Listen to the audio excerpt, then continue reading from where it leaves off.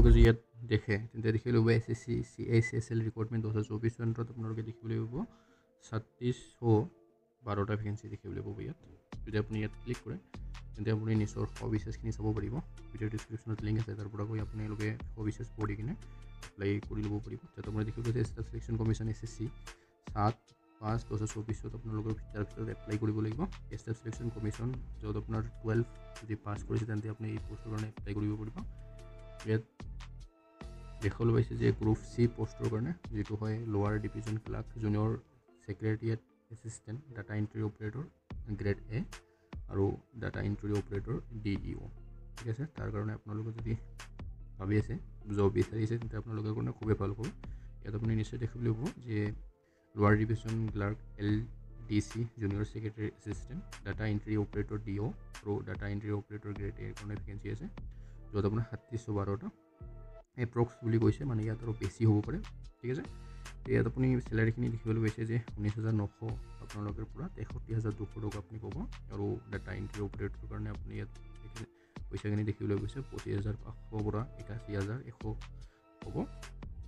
আপোনালোকে যদি ভাবে তেন্তে 18 পৰা 27 বছৰৰ ভিতৰতখিনি মানুহ আবেদন কৰিব পাৰিব। ইয়াত আপোনাৰ বয়সখিনি দিয়া আছে যে 1/8/2024 ভিতৰত আপোনাৰ 18 বছৰ হ'ব লাগিব আৰু 2/8/1997 আৰু 1/8/2006 ভিতৰত আপোনাৰ যদি ডেট অফ বাৰ্থ হয় তেতিয়াহে আপোনালোকে আবেদন কৰিব পাৰিব। ঠিক আছে, এই ৰিলেক্সেশ্যন আপোনালোকে নিশ্চয় পাব যদি আপোনালোকে চায়। SC ST কাৰণে 5 বছৰ, OBC কাৰণে 3 বছৰ, PWD কাৰণে 10 বছৰ, PWD OBC কাৰণে 13 বছৰ আৰু PWD SC ST কাৰণে 15 বছৰ আৰু ESM 3 বছৰ। ঠিক আছে, এতিয়া কোৱালিফিকেশ্যনখিনি যদি আপোনাৰ চায় যোগ্যতাখিনি যে ডাটা এণ্ট্ৰি অপাৰেটৰ DO কাৰণে grade A ministry consumer affairs food and public ডিষ্ট্ৰিবিউচনৰ কাৰণে আপোনাক 12 পাছ হ'ব লাগিব আৰু ছায়েন্স ষ্ট্ৰীমৰ পৰা বিলং কৰিব লাগিব। ঠিক আছে, মেথামেটিক্স থাকিব লাগিব। আৰু LTC JSA কাৰণে যদি এপ্লাই কৰে তেন্তে আপোনাক কৈছে যে 12 ষ্টেণ্ডাৰ্ডটো কোৱালিফাই কৰিব লাগিব। যিকোনো ইয়াত কোৱা নাই যে কি ছাবজেক্ট থাকিব লাগিব, লগত কোনো কথা নাই। যদি ভাবি আছে আবেদন কৰিম তেন্তে নিশ্চয় আবেদন কৰিব লাগিব। এতিয়া হ'ল কথাটো হ'ল কোনে কোনে এপ্লাই কৰাৰ কাৰণে আপোনালোক কি হ'ব, অলপ পইচা দিব লাগিব। ফিজ মানে UR OBC কাৰণে 100 আৰু বাকী দিব নালাগে। ঠিক আছে, যদি আপোনালোকে ভাবি আছে যে আমাক এটা জব লাগে তেন্তে নিশ্চয় এপ্লাই কৰিব। তো ডিছক্ৰিপশ্যনখনো চাই ল'ব, তাত আপুনি লিংক পাই যাব। এপ্লাই কেনেকৈ কৰিবলৈ যদি নাজানে নিশ্চয় কমেণ্ট কৰিব। এতিয়া আমি নেক্সট আবেদনখিনি যদি চাওঁ, য'ত আপোনালোকে দেখিবলৈ পাইছে যে railway protection force constable recruitment, য'ত আপোনাৰ 4208টা পদ দেখিবলৈ পাব। ইয়াত যদি আপোনালোকে চায় তেন্তে ইয়াত আপোনালোকে ইয়াত দেখিবলৈ পাইছে যে মিনিষ্ট্ৰী অফ ৰেলৱে 14 তাৰিখ 5/5/2024 ভিতৰত আপোনালোকে এপ্লাই কৰিব লাগিব। ঠিক আছে, ইয়াত 4,208টা পদ আপোনালোকে খালী পদ দেখিবলৈ পাব। নিশ্চয় স্ক্ৰল কৰিলে ইয়াত আপোনাৰ যিটো অৰ্গেনাইজ নেম হ'ব, সিহঁতে মানে ৰেলৱে ডিপাৰ্টমেণ্টত এপ্লাই কৰিম বুলি ভাবিছে, ইহঁতৰ কাৰণে ইয়াত ভাল খবৰ যে railway protection force RPF and railway protection special force দুটা অৰ্গেনাইজেশ্যন। ইয়াত ভিতৰত আপোনালোকে 4,208টা ভেকেঞ্চি দেখিব। ইয়াত ডিভাইড কৰি দিছে মেলৰ কাৰণে 3577টা আৰু ফিমেলৰ কাৰণে 631টা ভেকেঞ্চি আছে। ঠিক আছে, ইয়াত পে' লেভেলখিনি দি আছে যে 3/7 CPC পে' ইয়াত পাব। বাকী 21,700 মানে বেছিক আপোনাৰ, তাৰপিছত আপোনাৰ বাকী পইচাখিনি বেছি হ'ব।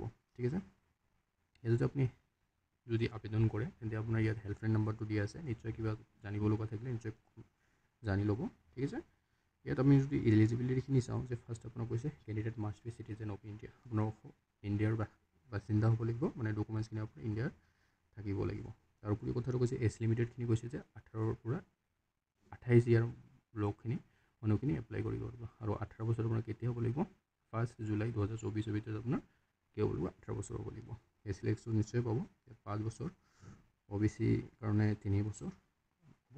ঠিক আছে, আৰু মেডিকেল ফিটনেছৰ কথা কৈছে যে candidate must ensure that they fulfil the prescribed medical standard for the post. গতিকে আপোনাৰ মেডিকেলৰ কাৰণে যিখিনি ৰিকুৱাৰমেণ্ট লাগে সেইখিনি আপোনাক হ'ব লাগিব। আৰু যোগ্যতাখিনি যদি আপোনালোকে চাই, যদি আপোনাৰ দেখিবলৈ পাইছে ইয়াতে 10 পাছ যদি আপোনালোকে কৰে যিকোনো এটা ষ্ট্ৰীমৰ পৰা তেন্তে নিশ্চয় আবেদন কৰিব পাৰিব। এতিয়া কথা হ'ল যদি আপোনালোকে আবেদন কৰে তেন্তে আপোনাক নিশ্চয় এটা ফিজ দিব লাগিব। ইয়াত ফিজখিনি দেখিবলৈ পাইছে, তো মেক্সিমাম ল'ৰা ছোৱালীকে 250 টকা দিব লাগিব, মানে 250 টকা। ইয়াত কৈছে ST SC female x servicemen এইখনৰ কাৰণে 250 টকা আৰু আদাৰ্ছ যিবিলাক মানুহ আছে সিহঁতক 500 টকা দিব লাগিব ঠিক আছে তে নিশ্চয় যদি আপোনালোকে জব বিচাৰি আছে আজিৰ দিনত যে ইলেকশ্যন এতিয়া চলি আছে এতিয়া কি হ'ব যিমানবোৰ ভেকেঞ্চি আহিছে ইমান অতি সোনকালে আপোনালোকক জইনিংখিনি দিয়া যাব ঠিক আছে তেতিয়ালৈ যদি আপোনালোকে নিশ্চয় এপ্লাই কৰিম বুলি ভাবিছে কৰি ল'ব আৰু অলপ ষ্টাডি কৰি আপুনি জবটো ল'ব পাৰিব ঠিক আছে ইয়াৰ পিছত আমি নিউজত